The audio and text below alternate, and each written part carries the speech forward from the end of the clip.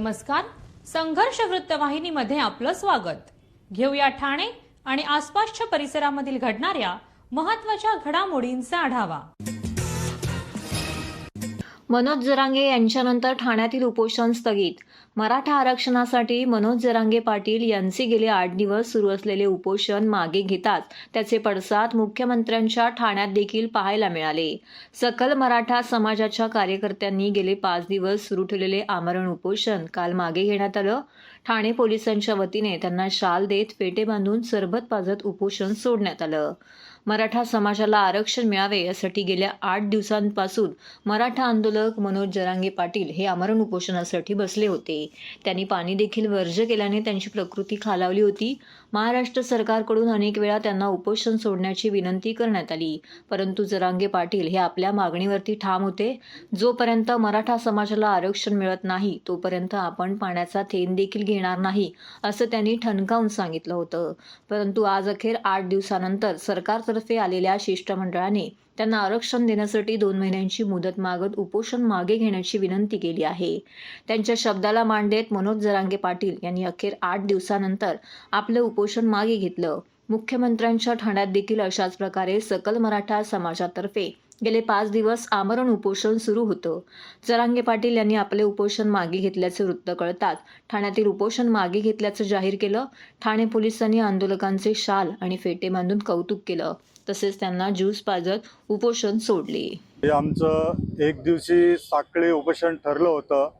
ते साखळी उपोषण एकदम कंटिन्यू चालू होतं. जरांगे पाटील साहेबांनी आम्हाला जे आदेश दिले होते, साखळी उपोषण बंद करून आमरण उपोषण चालू करा, ते आम्ही 5वां दिवस आहे आमरण उपोषण पूर्ण केलंय.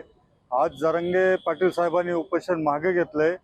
आता 2 तारखेपर्यंत सरकारने वेळ मागितलेला आहे. त्यांच्या आदेशावर आम्ही आज उपोषण सोडतो.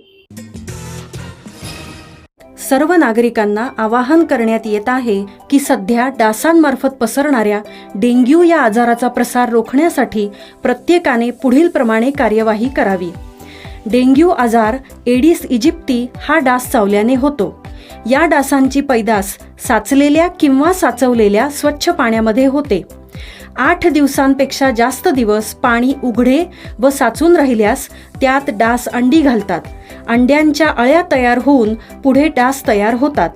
यासाठी आपल्या घरातील पाणी साठे, उदाहरणार्थ बॅरल्स, पिंपे, टाक्या, हौद, रांजणे इत्यादी दर आठवड्याला रिकामे करून घासून पुसून कोरडे करून पुन्हा भरावे. 1 दिवस कोरडा दिवस म्हणून पाळावा. पाणी साठ्यांना घट्ट झाकणे बसवावीत किंवा जुनी साडी, चादर, धोतर यांनी बांधून झाकून ठेवावीत, म्हणजे डास त्यात जाऊन अंडी घालणार नाहीत. घराच्या गच्चीवर, आजूबाजूला, अंगणात कोठेही पाणी साचू देऊ नये. भंगार सामान उघड्यावर टाकू नये, उदाहरणार्थ टायर्स, प्लास्टिक सामान, कुंड्या, टाकाऊ वस्तू इत्यादी. अशा सामानात पावसाचे पाणी साठून त्यात डेंग्यूच्या डासांची पैदास होते. घरातील कूलर्स, फ्रीजच्या पाठीमागील ट्रे हे देखील वेळोवेळी कोरडे करावेत. लक्षात ठेवा, नुसत्या फवारणीने डास घनता कमी होत नाही, तर त्यासाठी डास पैदास ठिकाणे नष्ट करणे ही आपल्या सर्वांची जबाबदारी आहे. कोणताही ताप अंगावर न काढता जवळच्या शासकीय रुग्णालयात मोफत औषधोपचार घ्या. अशा प्रकारे नागरिकांनी सहकार्य केल्यास डेंग्यूचा प्रसार रोखणे सहज शक्य आहे.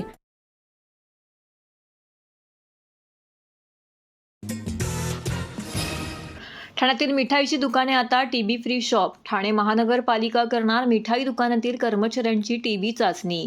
दिवाळी म्हटलं की मिठाई दुकानात तोबा गर्दी होते. याच पार्श्वभूमीवरती ठाणे महानगरपालिकेच्या शहर क्षयरोग नियंत्रण विभागामार्फत क्षयमुक्त ठाणे भयमुक्त ठाणे या अभियानाला सुरुवात करण्यात आली आहे. या मोहिमेअंतर्गत शहरातील सर्व मिठाई दुकानातील सर्व कर्मचाऱ्यांचे डिजिटल एक्स-रे मशीनद्वारे टीबी स्क्रीनिंग करण्यात येणार असून ज्या दुकानातील कर्मचाऱ्यांची स्क्रीनिंग होईल त्या दुकानात टीव्ही फ्री शॉपचे स्टिकर लावण्यात येणार असल्याची माहिती आरोग्य विभागाने दिली आहे. ठाणे महानगरपालिका हद्दीत मागील वर्षी क्षयरोग आजाराचे 8,500हून अधिक रुग्ण वर्षभरात आढळले होते. त्यात 14 जणांचा मृत्यूही झाला होता. यंदा जानेवारी ते ऑक्टोबर या 10 महिन्यांच्या कालावधीत आतापर्यंत 7,556 रुग्ण आढळून आले आहेत. त्यात या आजाराने 5 जणांचा मृत्यू झाला आहे, अशी माहिती महानगरपालिकेने दिली आहे. काही दिवसानंतर दिवाळी येणार आहे. त्या अनुषंगाने मिठाईच्या दुकानात गर्दी वाढणार आहे. ग्राहकांची शहरातील नामांकित दुकानामध्ये मिठाई घेण्यासाठी गर्दी होते. परंतु मिठाई घेत असताना त्या ठिकाणाहून आजार तर ग्राहक घरी घेऊन येत नाहीत ना, याची काळजी महापालिकेचा आरोग्य विभाग घेणार आहे.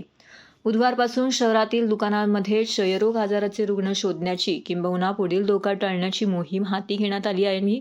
यासाठी 8 जणांचे पथक सज्ज झाले आहे. या मोहिमेअंतर्गत दुकानातील कर्मचाऱ्यांचे त्याच ठिकाणी एक्स-रे काढले जात आहेत. डिजिटल एक्स-रे मशीन असल्याने त्या ठिकाणी कर्मचाऱ्यांच्या आजाराबाबत माहिती दिली जात आहे. माझं नाव डॉक्टर प्रसाद पाटील. मी फुफ्फुसरोग तज्ज्ञ आहे आणि ठाणे शहर क्षयरोग अधिकारी म्हणून पण कार्यरत आहे.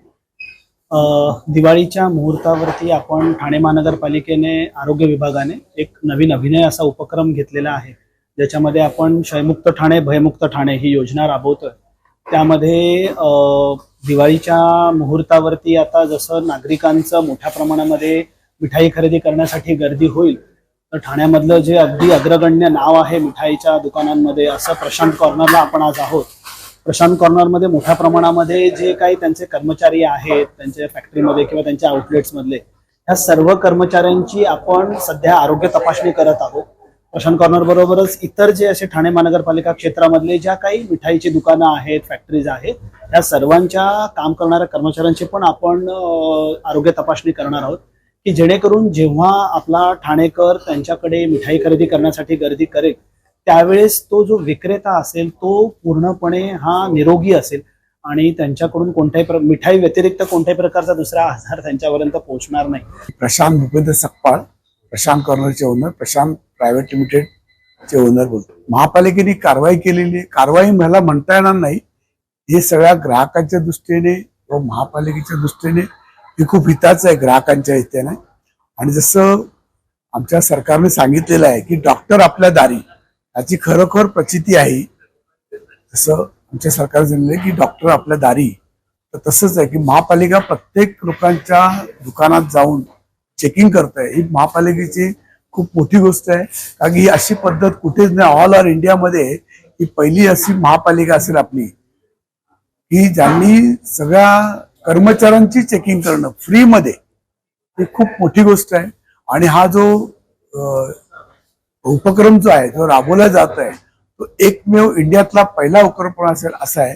आम्हाला काही वाटत नाही आमच्या कामगार जर का काही खराब असतील काय तर महापालिकेला सांगेल, महापालिका आम्हाला सांगेल या कर्मचाऱ्यांना औषध द्यायला पाहिजे आणि ते औषधही मोफत देता येत आहे. ती पण फार मोठी गोष्ट आहे. आणि ही जी संकल्पना आहे ती ग्राहकांच्या दृष्टीने खूप महत्वाची आहे. TJSB सौर शक्ती कर्ज, गो ग्रीन, करा वीज बिलावर बचत. आकर्षक व्याजदर, 84 महिने परतफेड कालावधी, 80% लोन, व्यावसायिक आणि उद्योजकांकरता सुद्धा. अधिक माहितीसाठी तुमच्या जवळच्या शाखेला भेट द्या किंवा संपर्क साधा. 1800-223-466 आणि 1800-266-3466.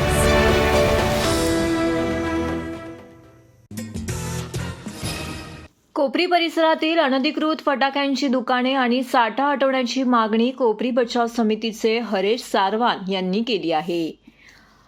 दिवाळीच्या पार्श्वभूमीवरती बाजारात विविध प्रकारचे फटाके दाखल झाले आहेत. या काळात फटाक्यांची खरेदी आणि विक्री ही मोठ्या प्रमाणामध्ये होत असते.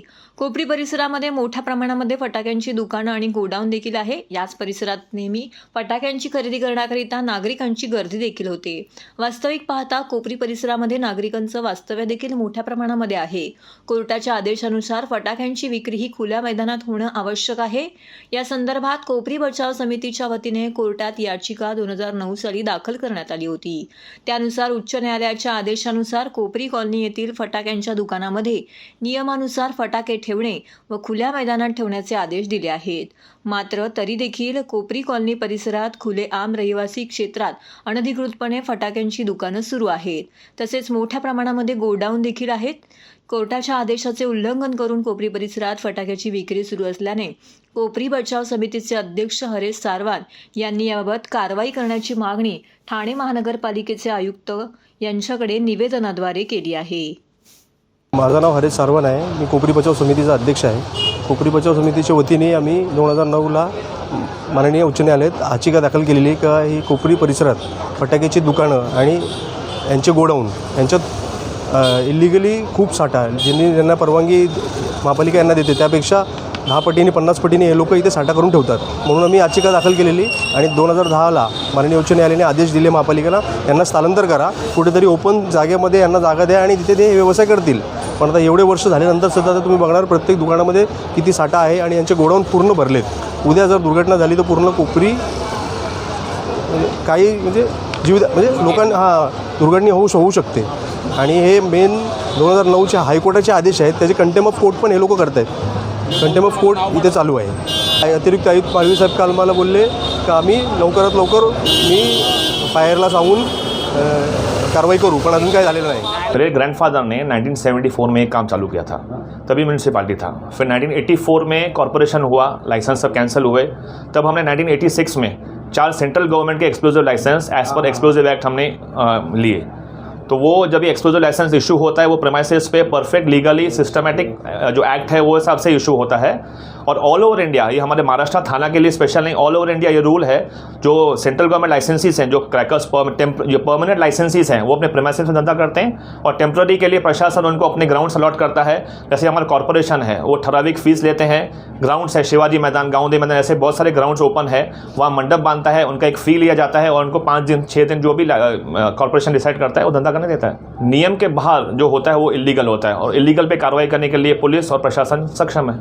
नहीं, अभी कैसा है, अभी हमारा दुकान है वो एज पर एक्सप्लोजिव एक्ट है, वो सब फायर ब्रिगेड की एनओसी सब प्रशासन की जो भी है जो कार्रवाई के हिसाब से ही होता है. फायर ब्रिगेड की गाड़ी आने के लिए अंदर जगह है, हमारी तरफ से जो भी फायर एक्सटिंग्विशर्स है जो भी है कार्रवाई की जाती है. और दिवाली के लास्ट दिन दो फायर ब्रिगेड की गाड़ियाँ खड़ी होती हैं रेडी हमारे लिए, मतलब ये गवर्नमेंट की तरफ से कॉर्पोरेशन की तरफ से दी जाती है 2 गाड़ियाँ. तर हे होतं संघर्ष वृत्तवाहिनीचं आजचं बातमीपत्र. उद्या पुन्हा भेटू याच वेळी याच ठिकाणी ताज्या घडामोडींसह. तोपर्यंत नमस्कार.